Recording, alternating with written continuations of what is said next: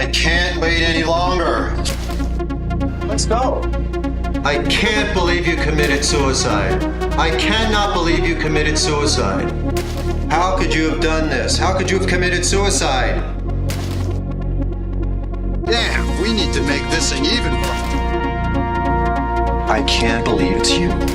Don't tell anyone. I'm not ready for this. Don't tell anyone. Thank you. Hello and welcome all you Breen weavers. Welcome to the third episode of My Seeing with Breen, or is it? You may have noticed the title has temporarily changed and been replaced with Keen on Breen. This month we're putting a pause on talking to people who have worked with Neil Breen, and instead we'll be doing a deep dive into one of the films from his canon. I won't be on my own though. For this first offshoot, I'll be joined by uber Breen fan Rob Hill. You may know Rob as the author of the hugely successful 501 must-see movies, cult favourite The Bad Movie Bible, and the A to Z of superhero movies, as well as running the Bad Movie Bible YouTube channel. Before this, he spent 15 years in post-production working on films including 28 Days Later, The Man from U.N.C.L.E. and the Harry Potter series. He also worked on Jupiter Ascending, so is well placed to understand what makes a movie bad. Rob joined me to dig into Neil's third film, a film many feel is his gold standard, Fateful Findings from 2013. Now, I really urge you to continue listening. Rob and myself had a great chat. I could have gone on for hours and hours, and it was lovely to have such an in-depth fanboy discussion. As long as you have at least a passing interest in Neil Breen, I think you'll find what Rob has to say absolutely fascinating. But before we go to that chat, allow me to quickly fact you up. Fateful Findings was released in 2013 and starred Neil himself as Dylan, Carla Landrat as Emily, his partner, Jennifer Autry as Leah, a long-lost childhood friend who returns to Dylan's life after a car accident, and Victoria Viveros and David Silver as squabbling couple Amy and Jim, who are close friends of our lead. The official poster tagline cum synopsis reads, a paranormal thriller where a computer hacker exposes worldwide secrets. Internet Movie Database goes a little bit more into it with a plot information that reads, a computer scientist / novelist reunites his childhood friend, hacks into government databases and faces the dire and fateful consequences of the mystical actions he obtained as a child. The film has a 4.3 out of 10 rating on IMDb, a 2.6 out of 5 on Letterboxd, and a 2.9 out of 5 on Rotten Tomatoes. Film critic Nathan Rabin called the film outsider art as unpredictable and unconventional as Citizen Kane. Film review website The Dissolve stated that Breen's incompetence made what could have been boring instead fascinating, and Inglux magazine called Fateful Findings special, and it had more to offer than the typical film.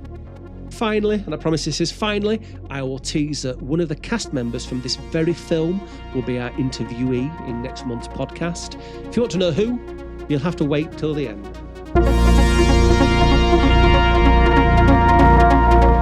So, the obvious first question is, how did you come across Neil Breen? What started you on this journey? I hate to say it, but I was a little bit late to the table with Neil, I think. It was actually Red Letter Media's Double Down episode, which I think is where a lot of people found him. But I'd like to say that I was there from day one in the underground. But the fact is, I came really late to these kinds of modern good, bad movies in general. The 80s genre movies of the VHS era, they were my bag. And I wasn't really a huge fan of these modern things. But then gradually through The Room and Neil and movies like Ben and Arthur, I don't know if you know that, Sam Marajevich's movie, which is equally demented as anything that Neil or Tommy have ever made. I gradually realized there's this whole modern type of movie, which is good, bad, but in a completely different way to the genre movies. And they're good bad because they're not because they're incompetent as such, although they generally are, but they're good bad because they're delusional. They're all made by an artist who considers himself to have something to say, and they do all say something. They've all got a point to make. They've all got a wider political or social message to send, and it's done in such a delusional way that it becomes entertaining. And so that provides the same kind of it creates the same impression virtually as an 80s genre movie does, but in a totally different way. But that's where I found him, and that's why I realized I loved him. And where does Neil sit then on the Mount Rushmore of these people? Certainly what you say there about the passion, because you're totally right, aren't you? In his films, it's very clear there's a passionate message in there. Yeah. Is that stronger with Neil than in the other films, or where does he lie in this? It is strong in terms of the Mount Rushmore. For me, he's the pinnacle of everything. There was a point when I was spending 12 hours a day just researching him, trying to figure out. And I sent you some pictures earlier before we recorded that I dug out. And the reason I have those pictures is because I'd figured out now that Ferrari's been in 2 Neil Breen movies. Therefore, it must be his Ferrari. He lives in Las Vegas. He must be a member of the Las Vegas Ferrari Owners Club. So I joined the Las Vegas Ferrari Owners Club.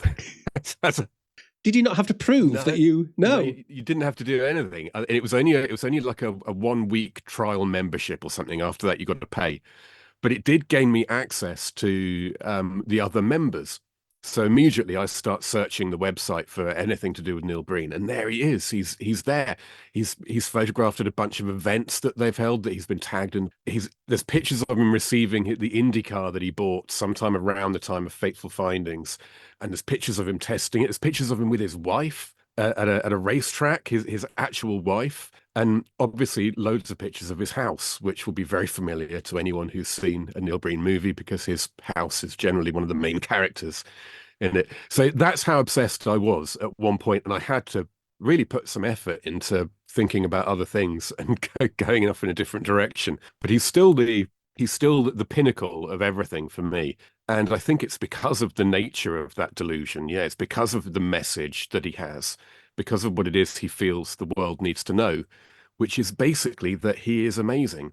Because he does have this message of corruption and the banks, the politicians, and all that stuff. But really, that's all just seems to be in service of his true aim, which is communicating to the world that he is special. Well, you've dropped a huge bombshell for me there, because I've asked about family a little bit. When this podcast goes out, I have actually already interviewed several other people, and it hasn't gone out yet, these interviews. But whenever I ask, what is Neil like outside of the set?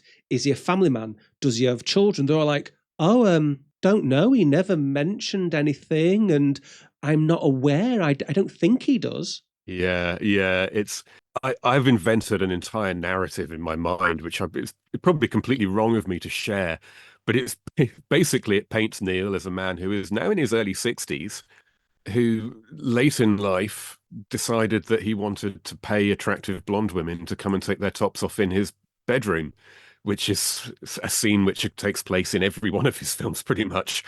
And obviously it's the ego exploitationist, which is a term that came friends of mine at Nanaland, a French website focused on bad movies, came up with the idea that ego can be a subgenre of exploitation, and that's what these movies are. These vanity projects, they all seem to have certain things that they want to do, and it's sit in a hot tub with an attractive blonde woman.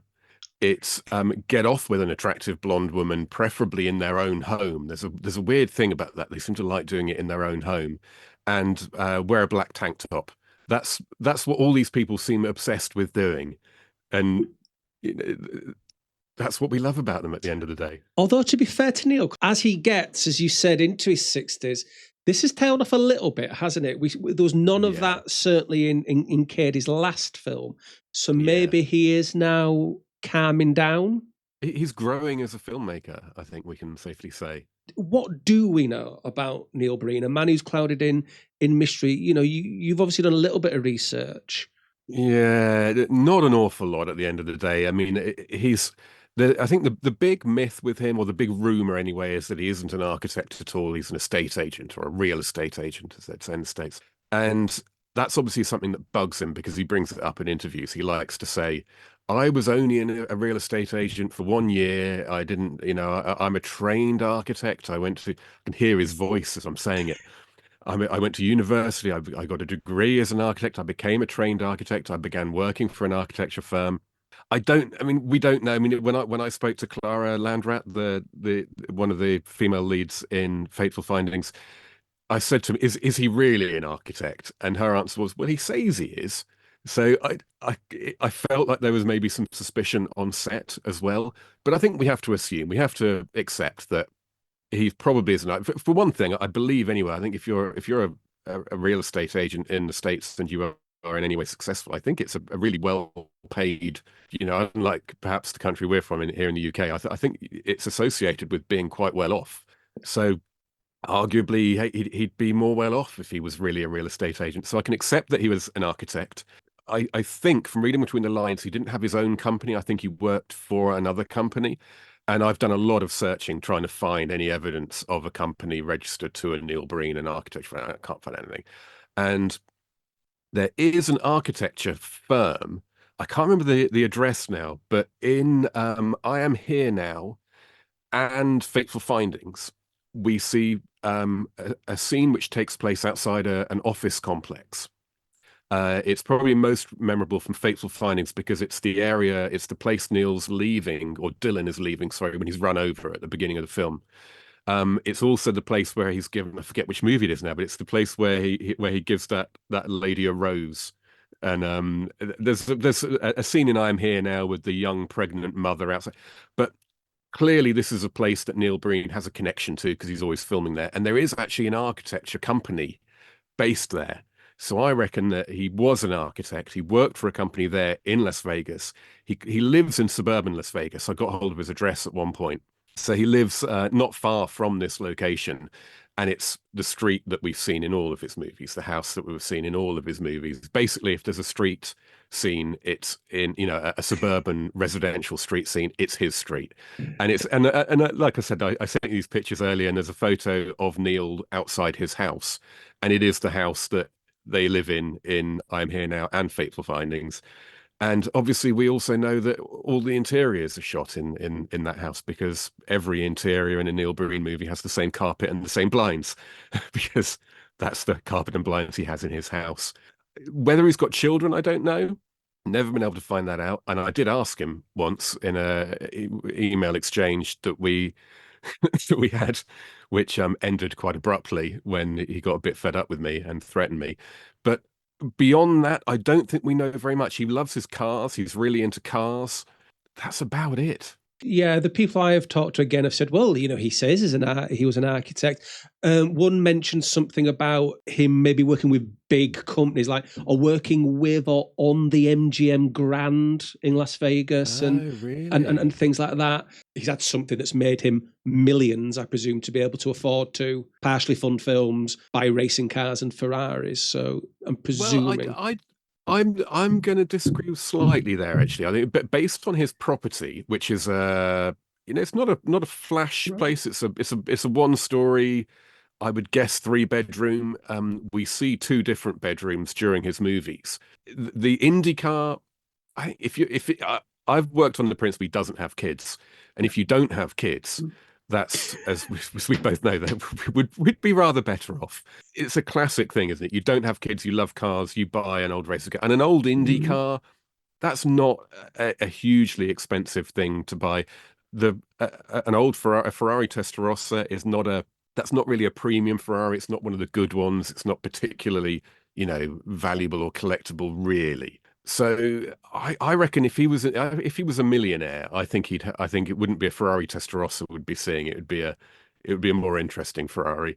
And likewise, I think he ended up selling the IndyCar to fund pass through, as far as I can tell from the maths, because it did get sold. So he's not short of a bob or two, but I'm not sure he's like multi-millionaire status. I've got to ask very quickly if you what was his threat or what? Well, I've blown that out of proportion ever so slightly. When I was writing a book called The Bad Movie Bible, I wanted to interview him, and I was very naive at the time, and I'd got kind of suckered in a bit because everyone I'd contacted, I was expecting to get everyone to piss off. That's an insult. Bad movie. It's not a bad movie. It's a masterpiece.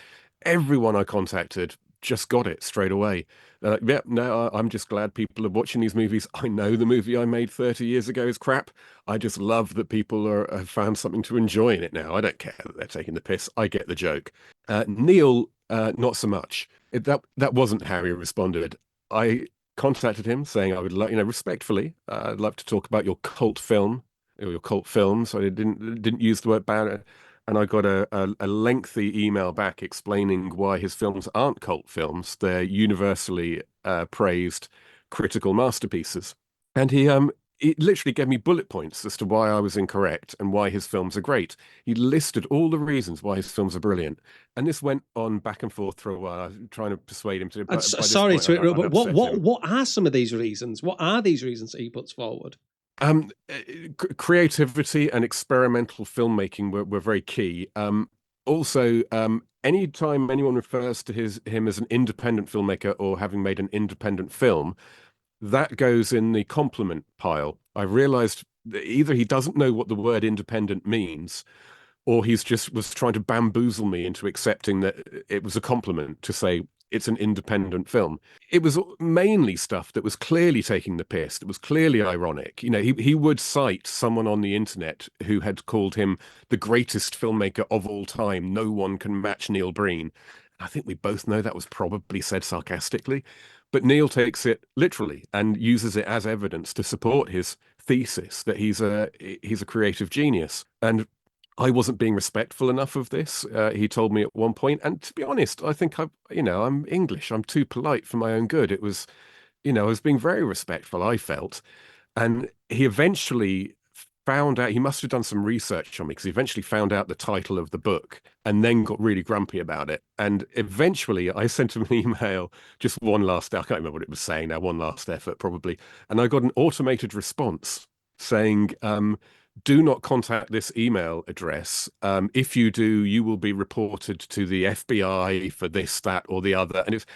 But it was all laid out like it was meant to be an automated response from an address that had blocked my address. And I don't know if you can block an email address in an email account. I'm sure maybe you can. I don't know. But either way, the wording of this email was so obviously it was so obviously written by Neil and not some automated. I've got the same thing at the moment, actually. I'm trying to set up an on-camera interview with Tommy Wiseau, and we've been negotiating for ages, back and forth. Well, rather, I've been negotiating with his executive assistant, Raoul. And I happen to know someone who knows Tommy pretty well. And they're like, yeah, you're going to have to speak to Raoul, air commas. It's not Raoul. It's obviously Tommy, and the language he uses is identical to the way Tommy speaks. And it's the guy's name is Raoul Phoenix. And if you're going to invent an executive assistant, don't call him Raoul Phoenix because it just sounds silly. Just to talk about what you were saying there about he doesn't want to be seen as a cult film director. He obviously was offended when he discovered you were doing a book called The Bad Movie Bible. Yet on the Fateful Findings website, where he's got a bunch of press quotes or quotes from people that, he's pulled off the internet, there is one there from somebody saying, this is, I'm completely paraphrasing here, but something along the lines of, this is the greatest bad movie ever. So really, why is there that kind of double standard or contradiction? It's okay. Yeah, this is at the heart of Neil, isn't it? Because you've got, like I say, most of the people I contacted and most people who are responsible for making bad movies embrace that. And in the case of Tommy Wiseau in The Room, he's embraced it to such an extent that he now makes a living out of it. And he's managed to rephrase everything. He's managed to recontextualize the movie. So now he says he was making a black comedy. Now he just wants people to enjoy and laugh and have a good time. And whereas he used to say this is a serious, melodrama. So he's found a way to deal with it, and he's found a way to work the system, to work the fans. I think it kills him a bit inside. I've sat there with him at screenings when people have come up to him in tears because of what their film means to him. And that gets to him. But then your next up will be some drunk prick going, "Oh, you're rubbish, aren't you?" And I see what that does to him, man. That hurts him. But with Neil, it's the most complicated example of that kind of that relationship imaginable, because I'm surprised to hear that quote on his website, because, like you say, that's counter to his general approach. But he does do events with fans, and therefore he must be constantly exposed to people laughing in places they shouldn't be laughing, asking him, silly and rude, frankly, questions, and taking the piss. So whether he's just got to the point now where he's willing to accept some people just don't get it and instead focuses on the people who in his mind do, because there are a lot of them. If you ever go to a screening of a Neil Breen movie or a movie like The Room, there will be people there for whom it isn't a simple joke. They'll get the joke and they'll know that it's a crap movie, but there'll still be something there that speaks to them. They'll be on that wavelength. So maybe there are enough of those people now that he's got contact with and that he's met and that have given him the confidence to kind of dip a little toe here in this murky world of bad movies. But like I say, I mean, he's been to he was at the Nanaland, who I mentioned a minute ago. I think they hosted the European premiere of it's Twisted Pair, I think, at a huge cinema in Paris. Weirdly, one I've been to, and it's 100, if not 1,000 seat venue. And he walks in and the crowd are all cheering and shouting, and the Q&A afterwards is, half of it is just people taking the piss. So whether it's just a price he's willing to pay now for the exposure and the value it brings him, or whether he's prepared to embrace it more fully, I don't know.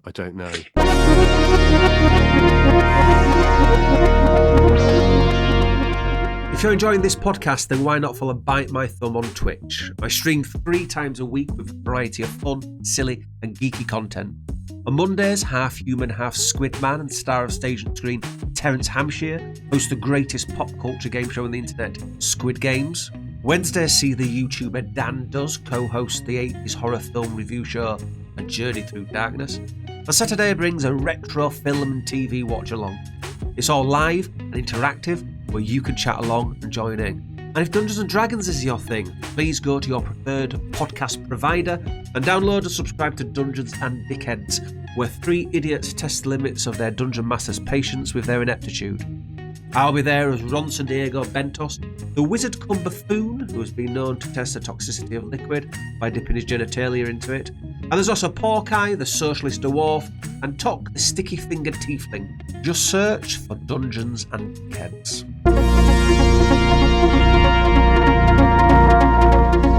Coming on to 2013's Fateful Findings, where do you place this then in the body of Neil Breen's work?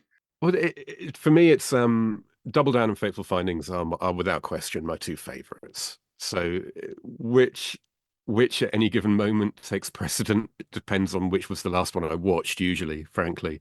But there is something magical about Double Down, and there's something special about Fateful Findings because it's the movie that broke him. It's the movie that, in a way, is most Neil, and that's what he'll always be known for, I think. So they're the 2 special ones, and they're my 2 favorites as well.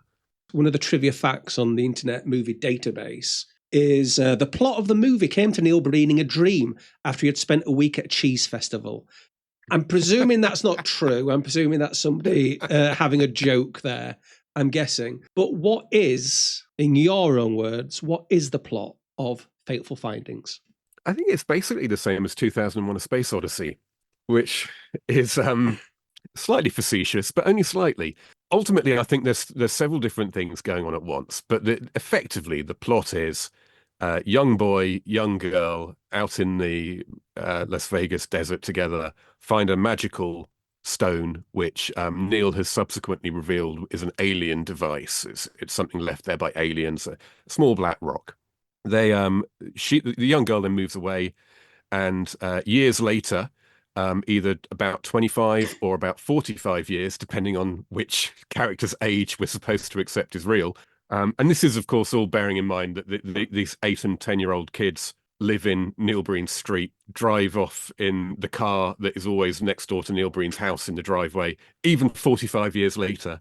It's easy to forget this, but that opening scene with Neil Breen as an 8-year-old rather than a 58-year-old takes place in a world where everyone drives modern cars, but they're separated. Half a century or a quarter of a century later, Neil Breen, or Dylan as he's called, is run over, injured very badly, but with the aid of this magical stone that he's had in his pocket ever since he found it, he recovers incredibly quickly. And this magical stone gives him certain powers and knowledge, much like the monolith in 2001, A Space Odyssey, gives mankind or incipient mankind knowledge and information and evolutionary progression as well, which is essentially what's also happening with Neil. He is Moonwatcher from 2001: A Space Odyssey. We are seeing the next iteration of mankind's development. We are seeing what we will look like and be like in the future.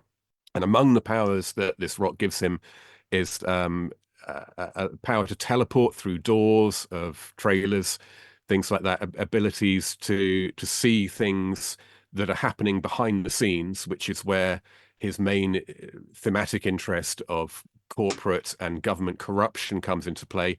Dylan is an author. After somehow triggering this magical alien rock's power by using it to heal himself, it also triggers his powers to see what the corruption around him truly looks like. So he dedicates himself to, instead of writing a book, to exposing government corruption, which leads to a series of suicides from some of the world's worst people. While this is going on, he rekindles his 8-year-old child love affair with the girl who is now 20 years younger than him and turns out to be the doctor who treated him after his car crash. Whilst all this is going on, he's also got something to say about America's current opioid addiction and the problems relating to that, because his wife is some sort of drug addict. She's taking some kind of medication. She eventually ODs and kills herself, which is when he moves his younger self's love interest into the house. So there are all those important subplots going on, but fundamentally, it's about a man who, through alien intervention, progresses to the next state of being and uses his new powers to expose corruption. That's ultimately what the movie's about, I think. Okay, so we open up on this skyscraper. We go through this storage unit, which is perhaps the best lit shot in the film. It's very well lit. I guess just the ambient light, I'm not too sure. And we see this book on a plinth at the front. Do we know what this book is?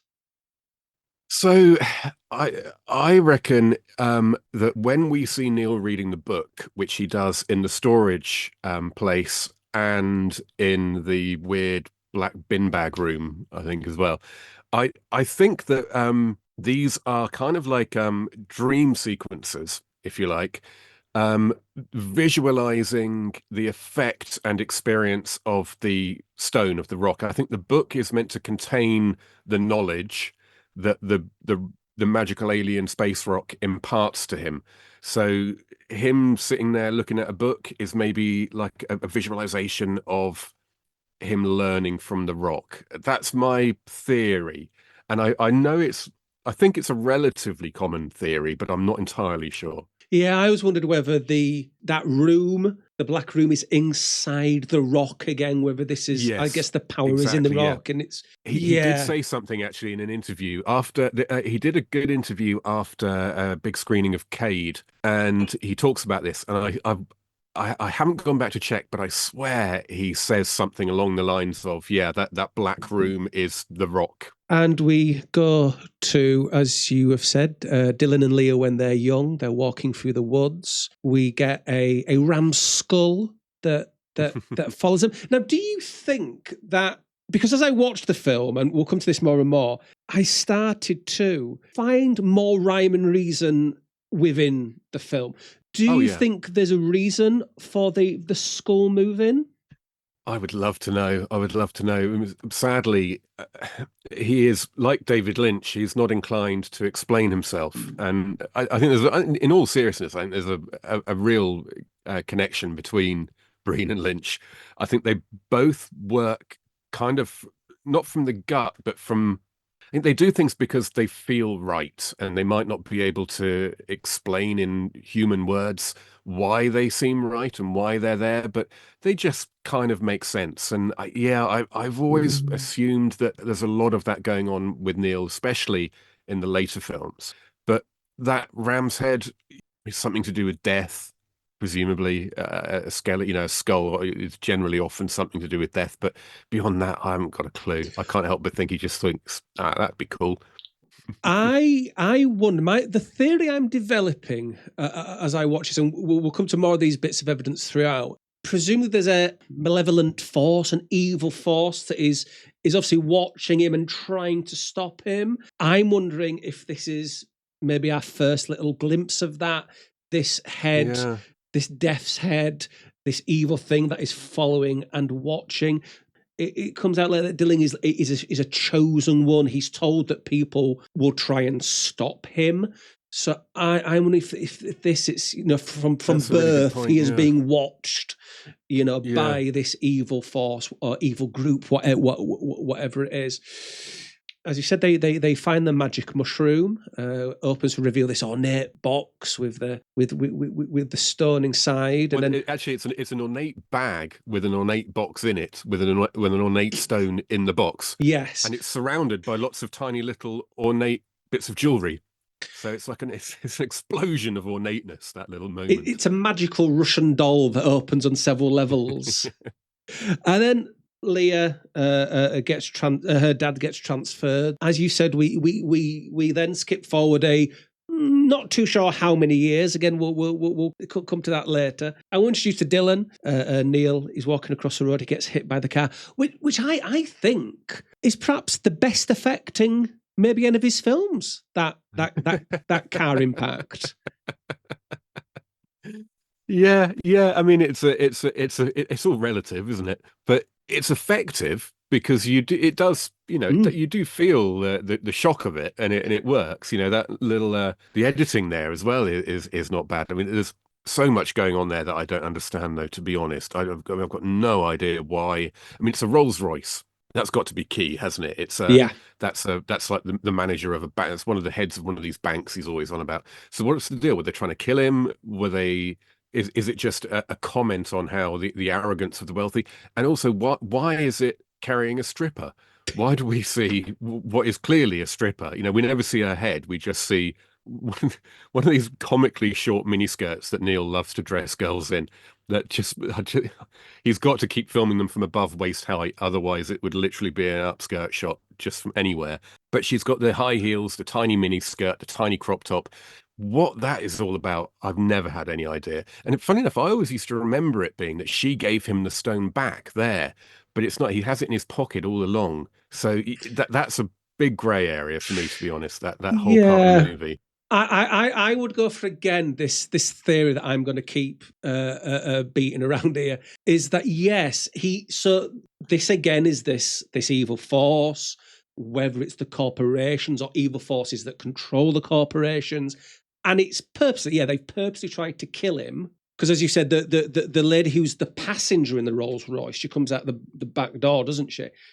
Goes down to pick it up, but she doesn't get it. So again, my presumption there is that this has been a targeted kill, again, to try and stop him from what he's the chosen one. Yeah. He's Neo, and this is what they know what he's going to do. I think and they're trying to stop him. Yeah, that makes complete sense, doesn't it? This isn't an avenue I'd really thought. I've always considered the enemies of Dylan to be the government agent who, because later on, without jumping ahead, later on his wife gets kidnapped, and there's also a sniper trying to take him out. And I've always assumed those two people to be government agents because they don't appear to do anything supernatural. But yeah, there may well be an entirely different malevolent agent here, which is the alien or supernatural malevolence, which is the two things you've mentioned. It's been interesting to see what you think about this, because I wonder sometimes if what we get with Neil Breen is what I clumsily call the Prometheus Effect. So when Prometheus came out, the Ridley Scott film, and it wasn't a great film. There's lots of things that don't quite make sense in there. Stuff's not explained when it should be. But it felt to me that what then happened is people want to pick it apart. They want to go, well, this doesn't make sense. That doesn't make sense. And well, maybe it does. And maybe the clues are in there and maybe things are hinted. Do you think, there could be an element of that with Neil Breen's films? Just the fun of picking it apart? Yeah, I don't know if it's deliberate, but I think it is the case because you have to assume that he knows what things are meant to mean. I think we have to assume that. Maybe we don't actually. I don't. No, but let's assume that he knows what things are meant to mean. As we know, he isn't exactly a normal filmmaker or a normal anything, I guess. But he doesn't have a normal approach to filmmaking. He's not influenced by other people. He doesn't really care or reference the rest of the filmmaking world. You know, the rest of the artistry and the people involved. The 100+ years of history. None of that needs to exist for Neil to do what Neil does. So it's going to be like a different language, and it is like a different language. You know, the film has a language, and Neil speaks it differently to the rest of us. So whether it's deliberate or conscious, rather, I should say, I don't know. But I think you're definitely onto something there. We go from quite a deep question there to something now very shallow. This is our first glimpse of a lady with no bra on. Are we aware of why there's this insistence on not wearing bras in his earlier work? Yeah, there's a whole explosion of women with no bras in I Am Here Now, and blouses that are undone are just a little bit too far. I think this is just purely and simply your proper creepy uncle bullshit. It's he's always wanted to have attractive women surround him without bras on, and now he can pay them to do it, and so he does. But it's one of the strangest aspects of his films because it does take something away. I think it makes them, especially I Am Here Now, two women having a really serious discussion about the future of one. Should one be a stripper? Should one not?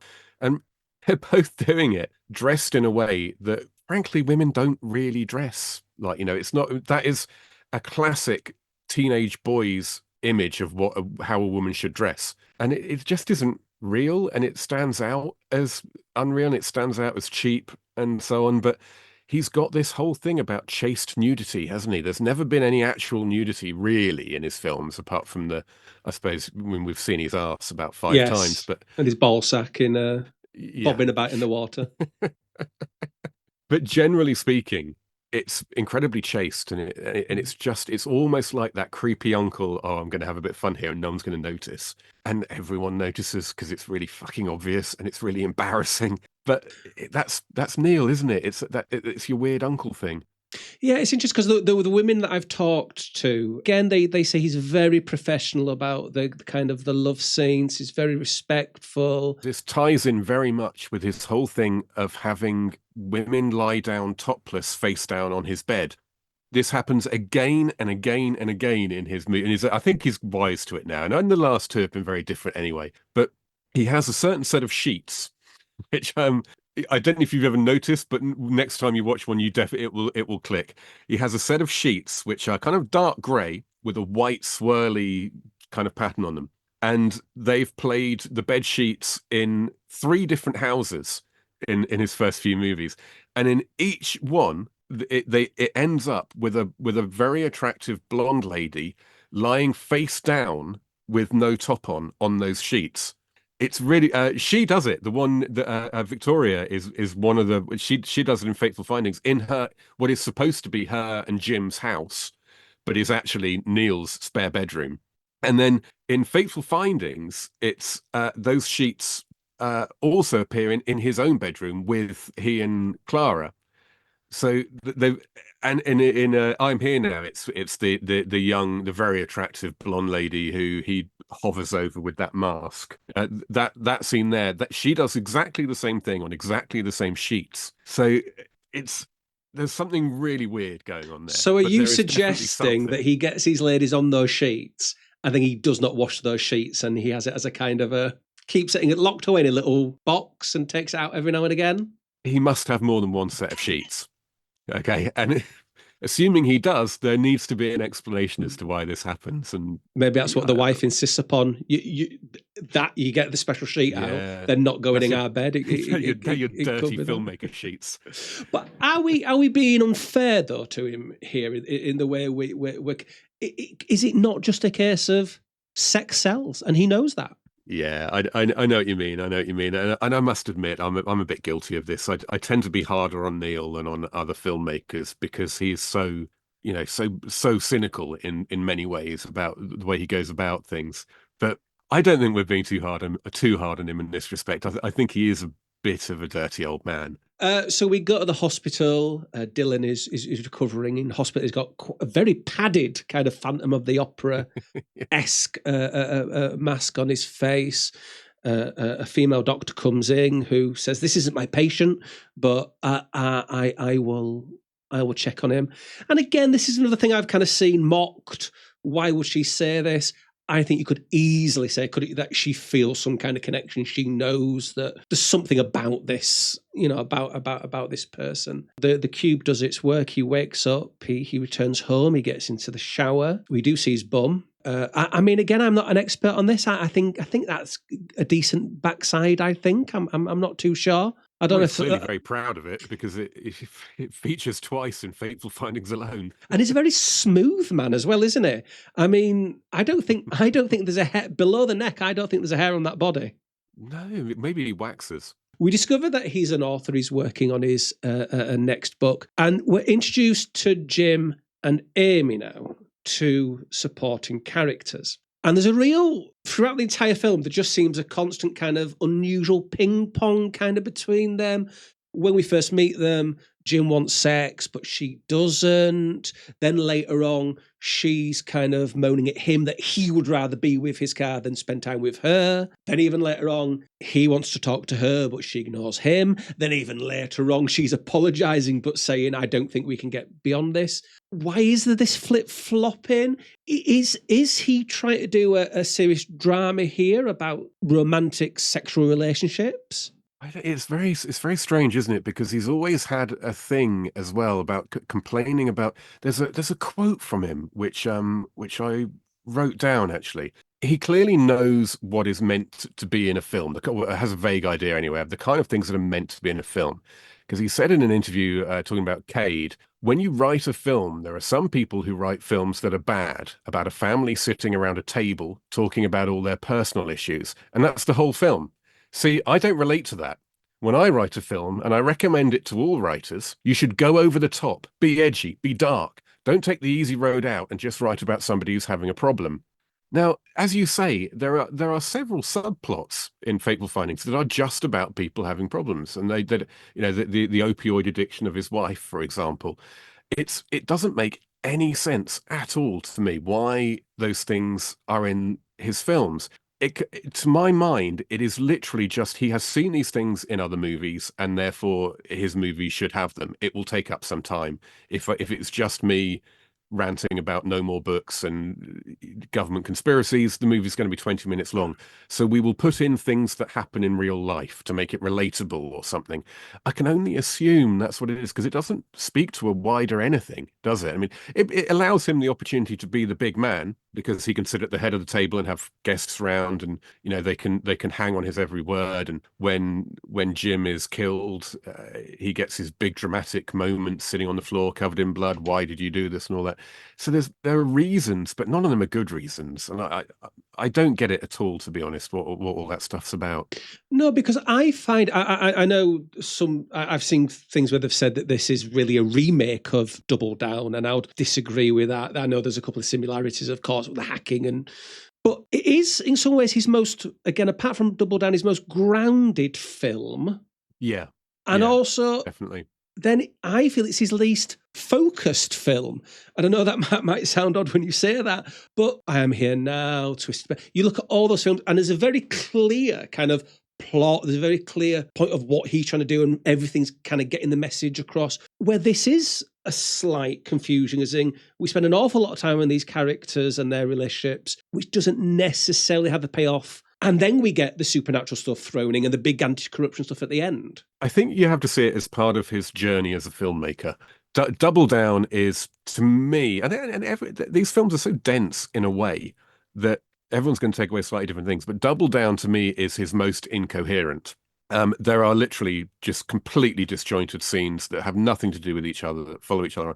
And his character in Double Down is completely incoherent. We don't even know if he's the hero or not at the end of the day, because in one scene he's the hero because that's what he wants to be there, and in another scene he's not.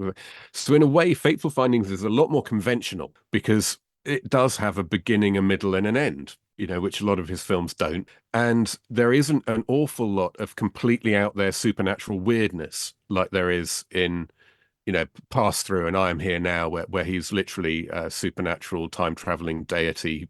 In Fateful Findings, he's just a magical man. That's all, which is, pretty down to earth for Neil. But at the same time, like you say, it is completely weird that no matter how conventional it feels compared to some of the other movies, it's totally freaking bizarre in the way that we will just suddenly go and hang out with Jim and Amy for a while as they're having an argument about something that has nothing to do with anything, and then turns into this huge key dramatic moment for no obvious reason that serves no purpose. You can sort of see elements of Double Down there, but you can also see elements of him trying to do something more cohesive and finding that that's left him with a 20-minute movie. So he's got to add all this other crap to make it feature length. So Dylan throws the pills away. We get our first little shot of him being in the black room of bin liners. He goes to his psychotherapist, Dr. David Lee.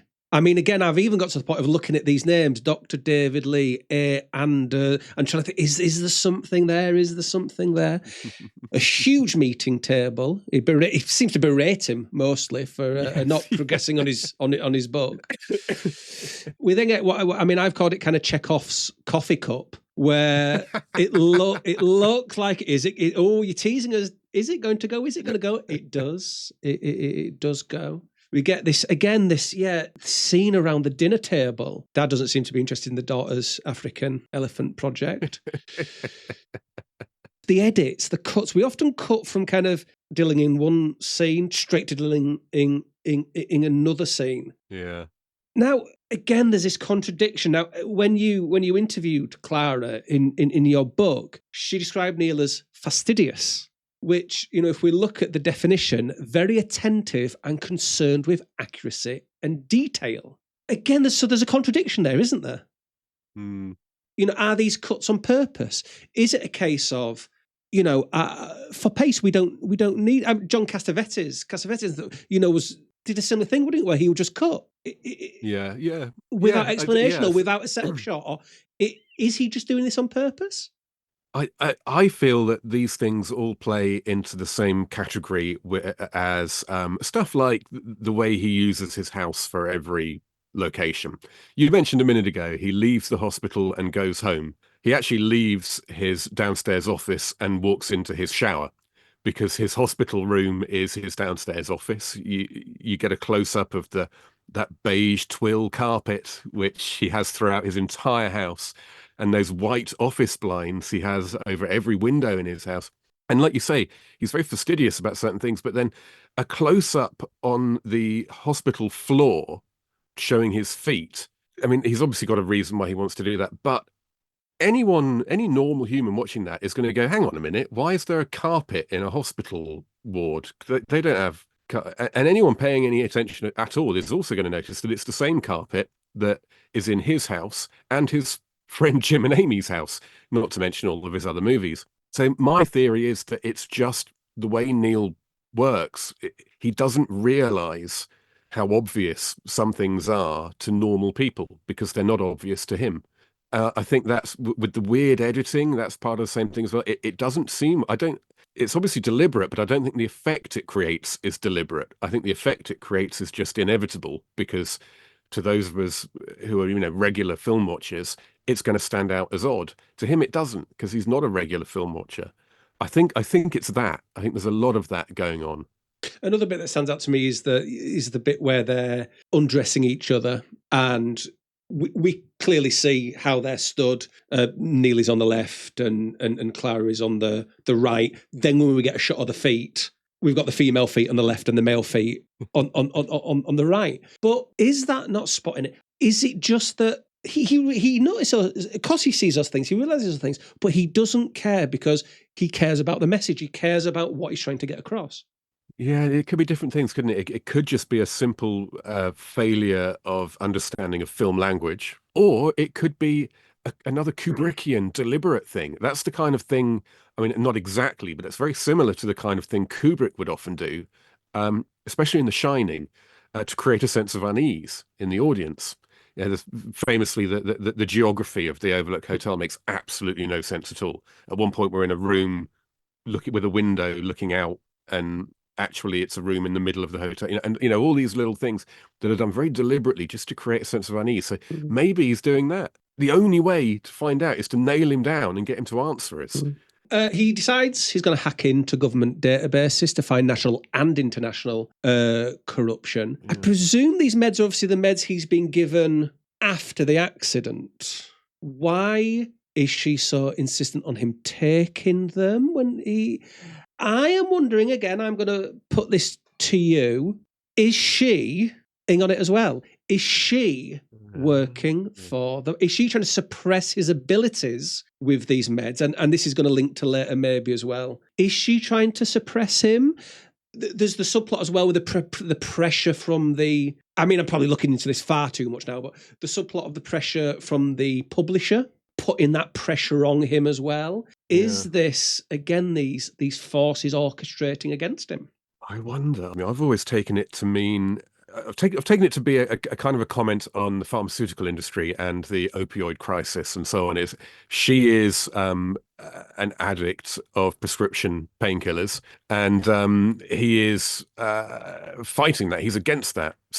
So it kind of makes some character sense for her to be, oh yeah, take the meds, and for him to go, no, I don't want to. But I mean, I wouldn't put it past him for it to be what you say. Yeah, as you say, we're introduced to this aspect. She's addicted to these pills as well. She's unhappy with him working all this time. He tells her to sort her life out. She's angry, but he says, let's talk. They hold hands. It then cuts to the office, and we get Neil is most human in a way that maybe, again, out of all his films that we've ever seen, he gets goofy. He's pushing stuff off the table. That he's smiling, a big wide goofy smile. They're ripping each other's shirts. We never really see him like this. Playful Neil. Playful Neil. Yeah. And then, we get to what I said about the feet being, the wrong way around. So it brings me to my next question now, which is maybe the biggest question we get when we talk about Neil Breen. Are these mistakes, these goofs, these things that bring mockery, are they intentional? I mean, again, you put in your book, Breen might just be the proof we've been waiting for that Andy Kaufman didn't die. How aware is he of his films? Is he doing these things on purpose? Is it a big Andy Kaufman-esque joke? This is the big Neil question. Yeah. Is he self-aware?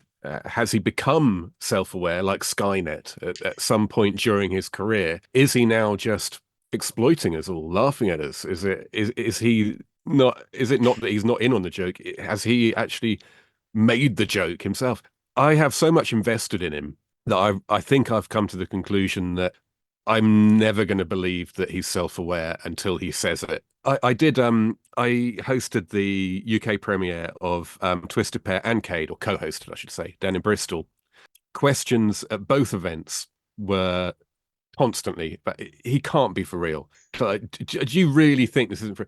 And what I'm absolutely certain that the man who made Double Down made it without an ounce of self-awareness. That is what it is. And once you accept that, it's very easy to say, no matter how ridiculous a particular moment of, I don't know, ninja fighting against a green screen in Cade, The Tortured Crossing, no matter how ridiculous anything in his new movies might be, it's no more ridiculous than the stuff that's in Double Down. And he's clearly the personality type that is going to ignore everyone and do what he wants and think what he wants and make what he wants to make of his situation, of his films, and so on and so on. So I don't think there's an awful lot of reason to be worried that he is self-aware. I think he is. It all makes sense if you just remember nothing is crazier than Double Down, and there's no way that is self-aware. And it's not in anyone's interests, ours included, to accept or decide that he is self-aware. So I appreciate it's it's going to be a biased answer from me, but I don't think he's self-aware. I think he really is that crazy. And I think it makes sense because I think there are plenty of people out there who are that crazy. He's just made a few movies. Yeah, I agree 100%. And I know a lot of people have this, it's a joke. He knows he's doing these things on purpose. And even some of the cast I've spoken to have said that he's an intelligent man. He was an architect. These things must be intentional. But I think the argument falls down when you think, if this is intentional, if this is a joke, or at least some of it is intentional, it's a joke, why does he restrict his DVDs? I believe boutique labels have said we'll put out a box set. Why does he not allow people to show these films as cult films, midnight movies and stuff? Why is he restricting the growth of that joke, his exposure, finances? Why is he restricting all those things? That's exactly it. In fact, I was gonna say exactly the same thing. If the plan here is to make money out of idiots who think that he's doing it for real, he's fucking terrible at it, because no one is worse at selling their product than he is. Possibly with the exception. Are you aware of a movie called After Last Season? No. It did the rounds. It's about 10, 15 years old now. But a trailer went viral on YouTube a long time ago, and the movie eventually came out, and it is even weirder than a Neil Breen movie. It is so unspeakably strange and inept and stupid and ridiculous in every way.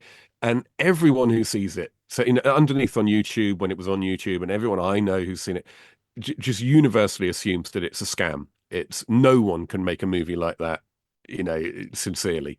But the thing is, the guy, as soon as it was released, the guy who made it found that it was being laughed at and withdrew it from circulation, and has never released it again. He's never done an interview. It's the same logic. If you've done this in order to exploit a market, why aren't you exploiting that market? And Neil isn't exploiting that market. I remember when I bought Fateful Findings 8 years ago or 10 years ago, whenever it was, I had to go on his website and buy Double Down, then send him an email saying it's not Double Down I'm buying, it's Fateful Finding. And these are instructions on his website. If you want to buy they were at the time, if you want to buy Fateful Findings, there's no option to do that. I can't figure out how to do it. But go on and buy Double Down and then send me an email and I'll send you the right. And that's just not how you that's not how you market and sell a movie. And I think Double Down and I Am Here Now, I don't think you can get them. I don't think he's selling those anymore, is he? I think he's ashamed of them, actually. He's very quick to say they were my learning movies, and yeah, they're not that great. Fateful Findings is where he considers his career to have started proper.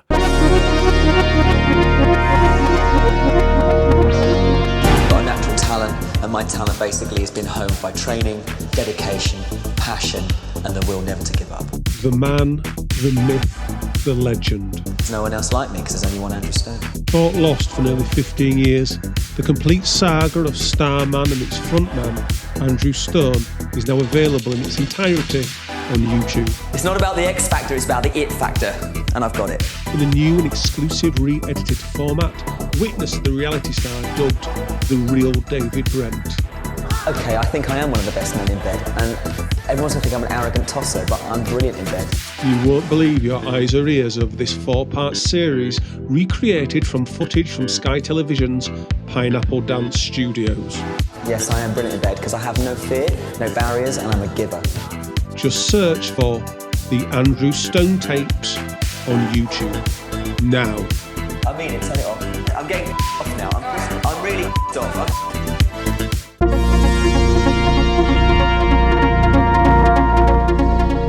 So we were then introduced to his second psychotherapist, Dr. A. Andra. Is this a moment of really great filmmaking?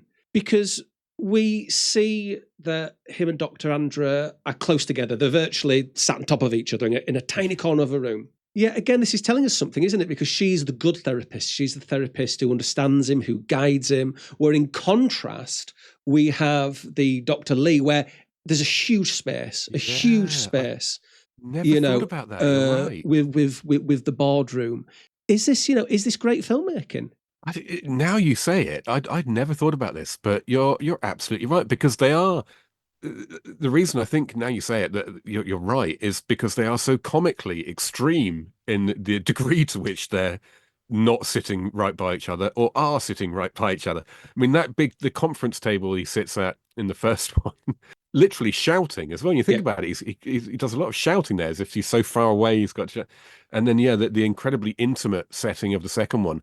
I think you're right. Yeah, I think you're absolutely right. And we find out that he's a chosen one. This cube was meant for him. She says, they will harm you. They want what you have. And we then get this man in black who crops up, who kind of fades. I mean, the first time he's kind of there and it goes nowhere. So again, this is, I presume, this malevolent force, because this is maybe the only hint of some kind of paranormal evil force against him. Is this the one who kidnaps? Yes, presumably it's that one who shows up at the end. Yeah, we just see some feet. We see the feet fading. It's fading through the door. Yes, he approaches the bed. Nothing happens. We then see again later that happens, doesn't it? And blood drips on the floor.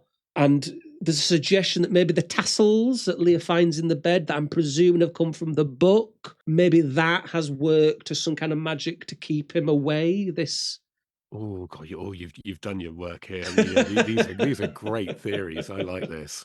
But yeah, it like you say, you've introduced this idea of a malevolent supernatural force, which I hadn't really done much thinking about before. But the fact that the character who I'd always considered to be the government agent, the guy in black with black sunglasses, the fact that I'm now starting to think of him as being a bit more supernatural than I've traditionally thought him to be.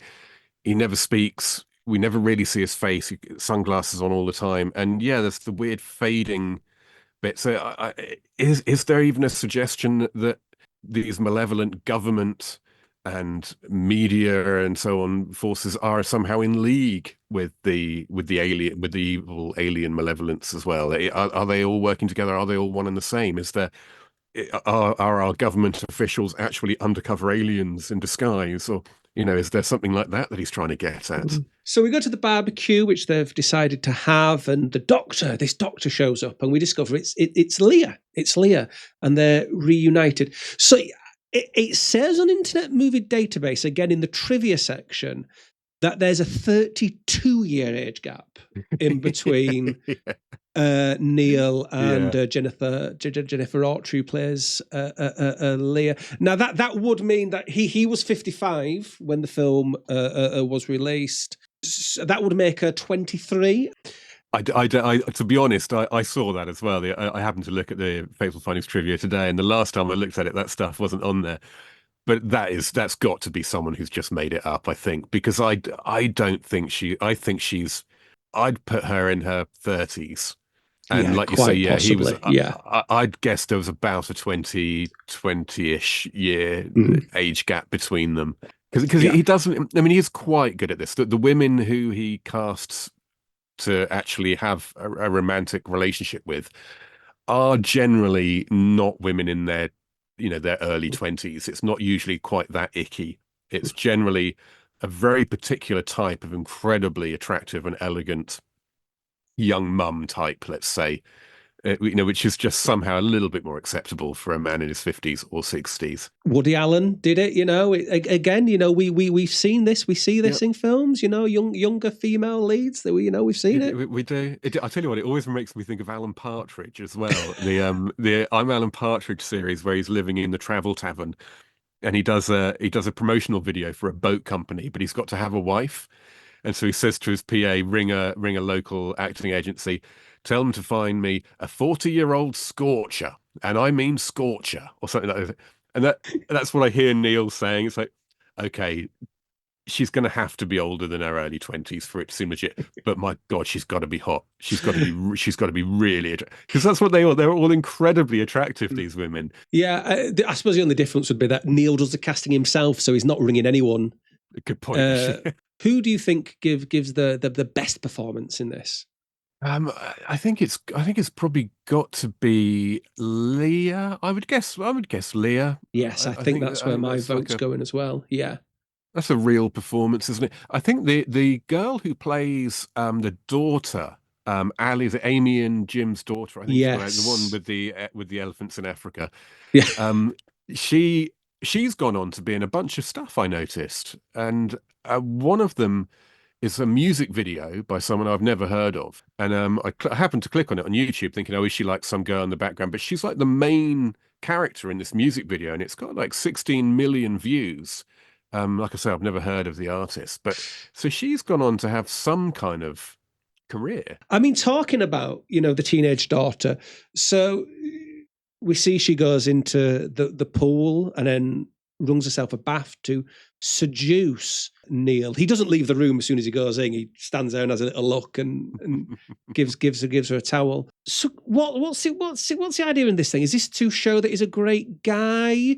I think so. Yeah, there is less of that in Fateful Findings than there is certainly in Double Down, but we do have to remember that a key aspect of these movies is Neil's self-promotion, this presentation, this image he wants to create of himself, who is as someone who is amazing, and that I think is what is it's kind of most interesting about these modern vanity project movies, these exploitation or ego exploitation movies, is the type of character that I call them a dream cipher.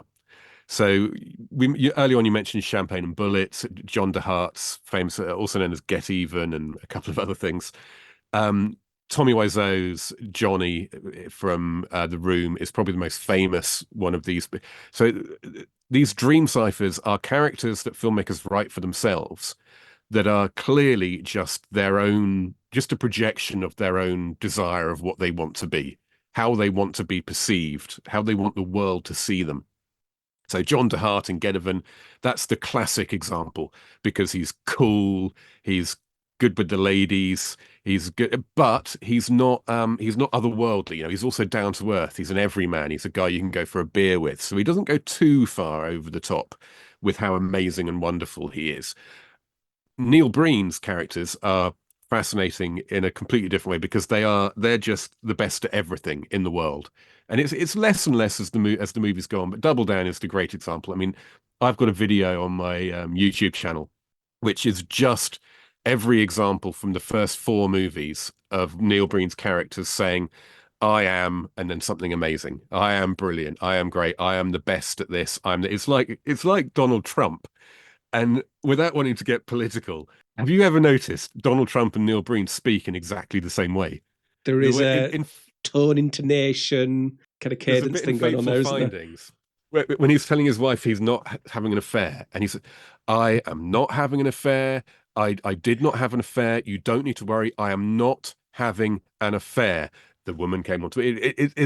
It's that thing of saying it again and again in slightly different ways, very calmly, until the person either gives in or just believes you or something. There's a really weird cadence and kind of objective almost to what they're saying. But yeah, the dream cipher thing, I think is absolutely fascinating with Neil, because he's meant to be the coolest guy, the wisest guy, the best at everything. There are no limits to his amazingness. What do you think his politics are? He's talked, hasn't he, about he clearly, I think he's probably a libertarian if he had to brand himself as something. But it's hard to say, isn't it? Because he's very preoccupied with corruption and fairness and so on, but he never really seems particularly interested in the victims. It's more just like this abstract unfairness that he doesn't like. So he's obsessed with politicians being corrupt and stealing money, but he's not particularly interested in the everyday worker victims of that crime. It's more like he wants to be the guy who's identified it and can do something about it because he's amazing. And the way he goes about it is severe. In past few, 800 million people are just killed. In this, of course, he exposes the corruption. They commit suicide. There's no kind of attempt to rehabilitate these people or change them in some ways. No, exactly. This is fascinating to me. He is a complete sociopath. If we take these characters to be a genuine reflection of what he is and what he believes and what he wants, which these characters, almost always are in these vanity projects, then he is basically a complete sociopath, because he has listed I wrote an essay on him, and I just copied it a few years ago, and I just copied a bit down here. So by the time he made Pass Through, which at the time was his most recent work, the list of unworthy pariahs who must be executed extends well beyond the politicians and businessmen he started with, and the insurance, motor, and pharmaceutical industry workers he took against soon after. By Pass Through, he's also singling out These are all people he singles out for for death, for literal wiping off the face of the earth. Accountants, bankers, lawyers, those from educational and environmental systems. So anyone involved in an educational or environmental system, that's teachers. The media, security guards. My theory is on his way to work that day, he got stopped on his way out of a shop because someone thought he nicked something. Right, okay, security guards, they're going on the list. Anybody who pisses him off, it just goes on the list. And reality TV show contestants, which I can relate to. But that's it. Mass murder is his reaction to the existence of all of those people. And he's meant to be the hero. Yes. Isn't it fascinating? Isn't it fascinating?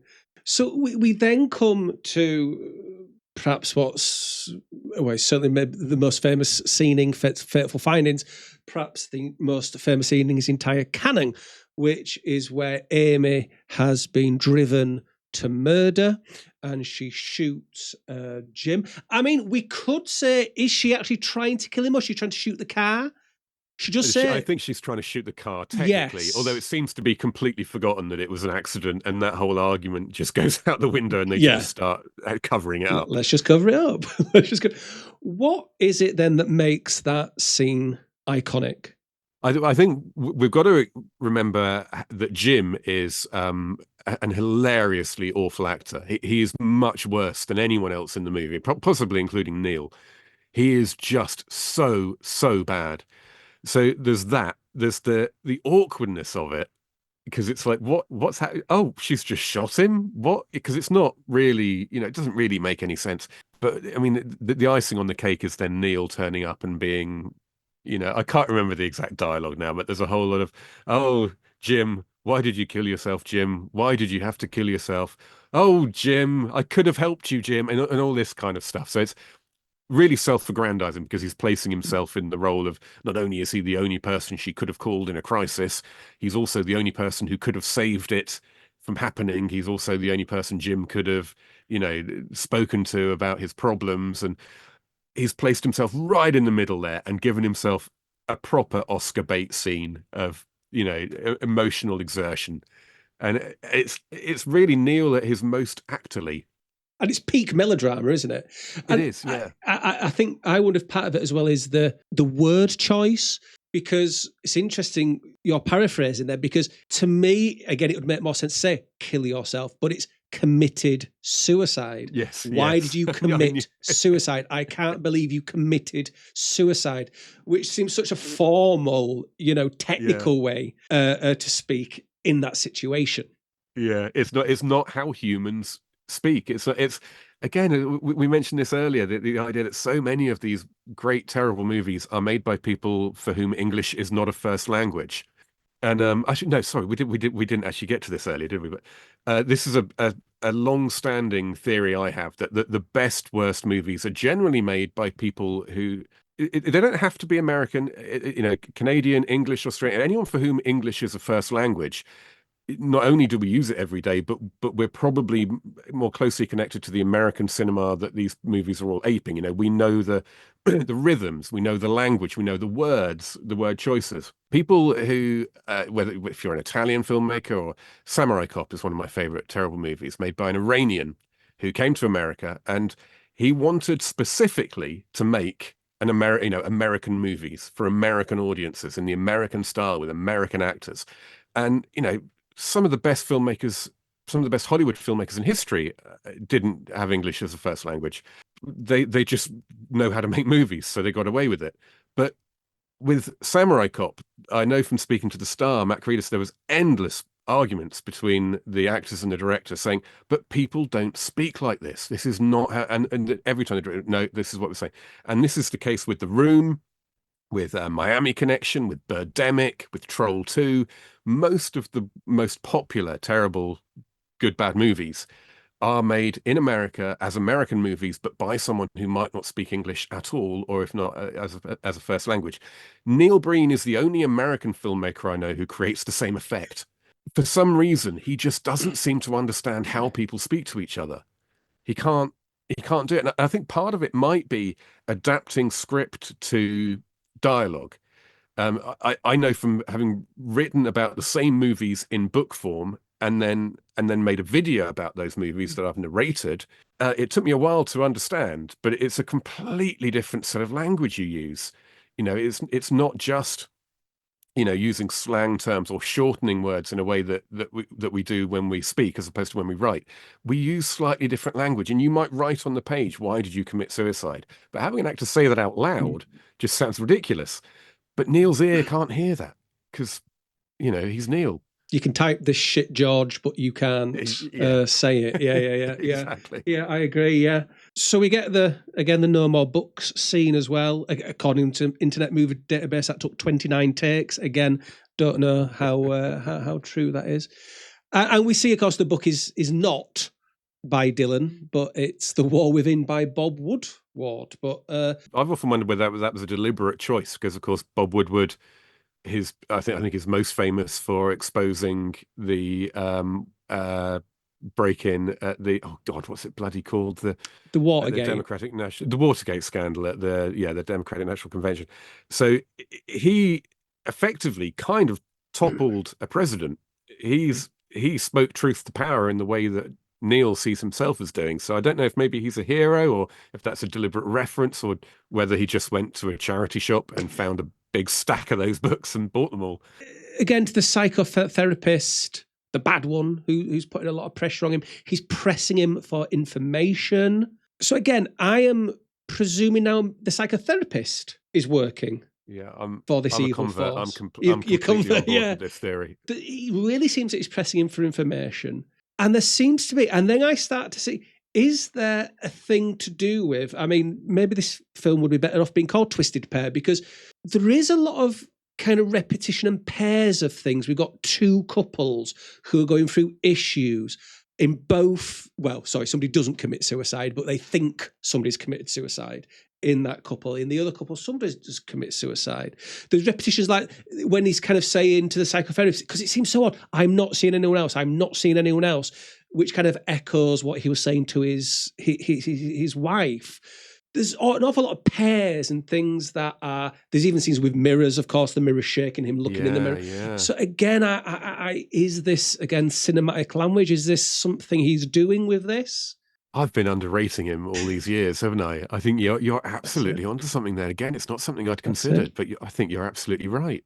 I am, so, getting to this, where I am wondering, and again, we don't know how much of this is intentional or not, or how much I'm just reading into things, but whether it is people conspiring against Dylan, that a lot of these people, maybe even Amy kills his best friend, maybe that is done on purpose. Whether all these people are conspiring against him to stop him from the eventual outcome. Yeah, because also, I mean, that is very much Double Down is, I mean, that is the most, of all of his movies, that is the one in which he is like the most singular presence. It's really just because he's on his own, it's because it's just him. Most of that movie's voiceover. So that is almost a movie in which he's the only character who is real, the only character who we know exists, the only character whose motives we're meant to understand, whereas everybody else is either working against him directly or indirectly. Yeah, once you think about that feeds into this and makes that make a lot more sense. And these are also themes that he claims to have read every book on filmmaking and so much. It obviously isn't true, but presumably he's read a bunch of books on filmmaking for him to say that. And these are all principles that he will have come across in those books. So maybe he's just using a slightly different language to deploy them. And people like me are missing the subtlety. Well, when he then walks in on Emily, who was committed suicide, and he doesn't seem as bothered as he did about his best friend dying, but he says, "It was you. I know it was you," which again is a line that I don't understand. Whether that's, I mean, again, I think I might be reading too much into this here, but whether that's a reference to you were in on it. It was you. I know it was you. You were behind some of it. I don't understand what I know it was you means in the context of the scene. Yeah, I've to be honest, I've never understood that either. And I've just kind of, my mind has brushed it away each, with each subsequent viewing. I've never really, but yeah, could she even have been an agent placed by these malevolent forces? And the reason that she eventually dies is that they realize that he has lost faith in her and has now fallen in love with Leia, and therefore she is redundant. So we don't get a resolution to the Amy Jim plot, but we do get maybe an attempt at a resolution. The teenage daughter does show up and say the police are investigating. Plot dropped. Yeah, well, Neil's had his big Oscar moment by that point, so the entire thing's redundant. He's shown off his Ferrari. We've had a look inside his garage. So yeah, then the man in black returns while they're asleep, pulling out the files, making mirrors and picture frames. Wobble. This fart appears again, which is magical protection of some kind. Yeah. There's a weird bit when he's hit by the car, and the magical stone is lying on the ground next to him. That little cloud of whatever it is drifts in and drifts up to him, and then he picks up the stone, and then it drifts away again. So I've always wondered what it's like. It's trying to steal the stone back, but misses its opportunity. Yeah, I don't understand what that cloud is. Yeah, because I think I've taken it as it's something that's protecting him. But what you say there is quite right, and there are bits where it's like, well, no, is it, or is it something? Is that part of the malevolent force? But it could just as easily have been drawing his attention to where the stone was, because he's kind of feeling around for it, isn't he? Because he's lying on his back and he can't see. He arranges the press conference, which ends in mass suicide. Who kills the sniper then? The sniper that's about to shoot him? Yeah, that's never known, is it? I don't think. Wikipedia, the plot on Wikipedia says he deflects the bullet with his psychic powers, but I don't see any evidence of that. I do remember reading that somewhere. That's probably on Wikipedia as well, yeah. And then we come to the end and we get the Neil Breen credits. This is the first film where we get the fake company names. Before, he always took credit directly for the catering and the lighting and stuff like this. Is there a reason why hoodwinkers for the sake of 10 seconds? I don't know, because he's really, in interviews, he's really proud of saying, I mean, specifically, I remember him speaking in one interview at length about how he does the catering himself. He goes to the shop, he buys a load of food, he brings it to the set, and then there's usually an actor who sort of like unofficially seems to take it upon themselves to kind of hand it out and so on.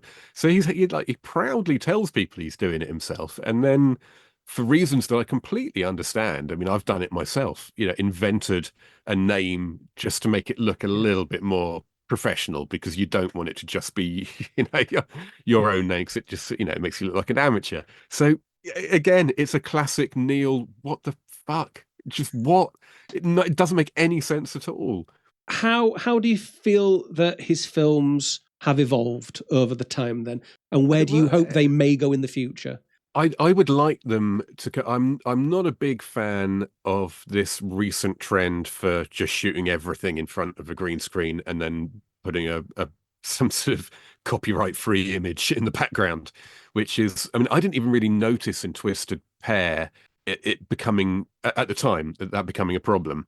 But with Cade, it's completely out of hand. I mean, I could be wrong, but I feel like every single shot in Cade is a green screen with a photograph in the background. It's bizarre, it's really, really weird, and it's really obvious sometimes as well. You have all kinds of problems with there being no shadow under characters as they're walking about, and all kinds of things. So I would like to see a return to the desert. I miss the desert. I miss the laptops. It's exactly what all filmmakers hate to hear. Just go back to doing the old stuff that made us like you. Stop evolving. Stop getting better or different. But I would like to see a one last blast out in the desert with a bunch of laptops, a tin of tuna, because it's not quite as There's something about it that makes these films less tangible when they're just shot against a green screen. It feels more like he's taking advantage somehow. It feels like he's decided he doesn't need to try. People will come and see them anyway. And it just, I like the space that you get around it as well. You know, that's where Neil belongs. He belongs in the desert. I do think his next film's going to be different again, though, because there was the way I think about these movies is Double Down is kind of its own thing, and Fateful Findings is kind of its own thing. But they've got a lot in common, but they feel very different. I'm Here Now and Pass Through. To my mind, they're a pair. They work in a very similar way, and they're saying very similar things. Twisted Pair and Cade, likewise, they're kind of a pair. He has said in his most recent interviews, and also when he announced he was working on a new script, that his next film is going to be completely different to anything he's ever done before. It's not going to be anything like. So I think we can expect a genuine sea shift like there was between Pass Through and Twisted Pair, which he also flagged up in that there's that great video he did just standing in front of a fountain in Las Vegas when he announced that Twisted Pair was incoming. And there's going to be no laptops, there's going to be no phones, and it's going to be shot completely at night. It's the way he revealed this. It's like this genius stroke that no one had ever considered before. And of course, it was shot entirely at night, but there was no reason for any of it to be shot. It didn't make any sense. When he says he's going to do something different, I think we can trust him to. So I think whatever it is that comes next, it's going to be different.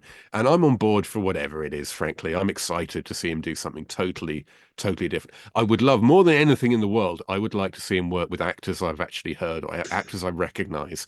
That would be amazing. Connect this totally alien thing to some form of reality with which I'm familiar. That would be amazing. And I know he's been approached by actors who've wanted, he alleges even an Oscar-winning actor wanted to work with him. And what about you and your involvement with Neil Breen? Anything coming up? Are you just a fan now, or is there anything you want to pursue? So I'm trying to get a documentary together at the moment, which it's not been officially announced, but enough people involved with it have talked casually about it that it's not nor is it a secret. Myself and Stuart Ashen and Oliver Harper and a couple of other people who have more experience than me making actual feature documentaries are going to be launching a Kickstarter later in the year. We've started reaching out to people for interviews already. So my one and only Neil Breen objective now is to somehow convince him that he needs to appear as an interviewee in this documentary. And given the trouble I've had, getting even people like Tommy, with whom I've got a relationship and will do anything for publicity, even getting him to agree to it has been difficult. So I don't think he's going to, but that is my great life's ambition now as I stand.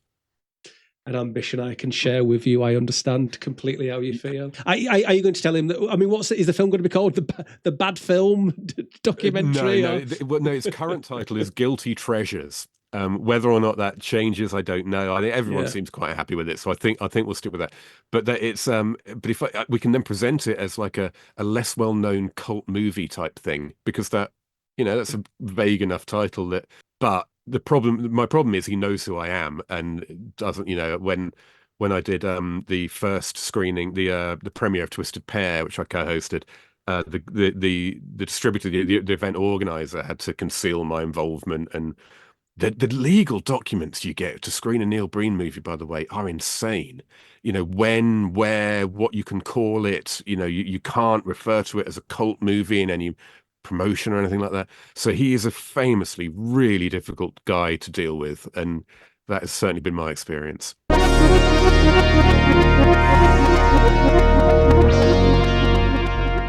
Well, there's a few theories for you to think about and debate in the comments sections of this podcast and Reddit.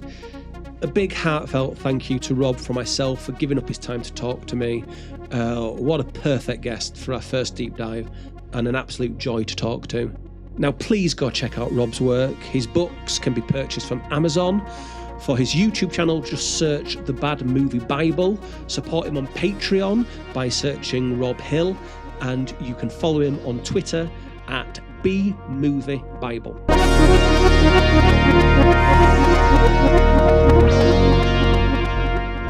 We'll have a second deep dive with a special guest in a few months' time. But next month, we'll be sticking with Fateful Findings, because our special guest will be Victoria Viveros, who played Amy. She'll be giving us another insight, first-hand insight into the film. Now, Victoria's experience is a little bit different to our two previous guests, so it's one you definitely won't want to miss.